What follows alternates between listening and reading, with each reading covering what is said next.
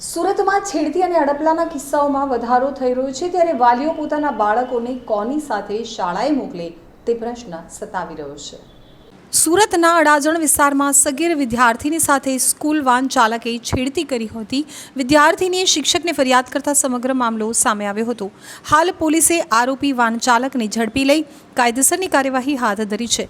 ઓલપાડ રોડની સ્કૂલમાં અંગ્રેજી માધ્યમમાં અભ્યાસ કરતી સગીર વિદ્યાર્થીની સ્કૂલ વાન ચાલકે છેડતી કરી હતી। વાન ચાલક વિજય મધુકર પોસ્તુરેની સામે છેડતી અને પોક્સો એક્ટની કલમો હેઠળ ગુનો નોંધી ધરપકડ કરી છે। સ્કૂલ વાનનો ચાલક 2 સંતાનનો પિતા છે।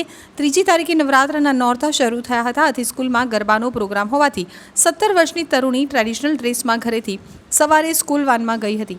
દરમિયાન વાનના ચાલકે વિદ્યાર્થીનીને અડપલા કરી ફોટો પાડવા કોશિશ કરી હતી, જે અંગે શિક્ષકને ફરિયાદ કરતા ભાંડો ફૂટ્યો હતો।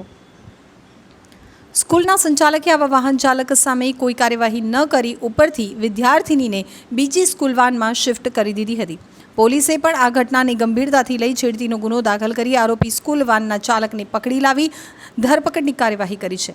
સાથે જ તેનો મોબાઈલ અને વાન પણ કબજે કર્યા છે। આરોપી છેલ્લા 1 મહિનાથી વિદ્યાર્થીનીને ખરાબ રીતે સ્પર્શ કરી છેડતી કરતો હતો।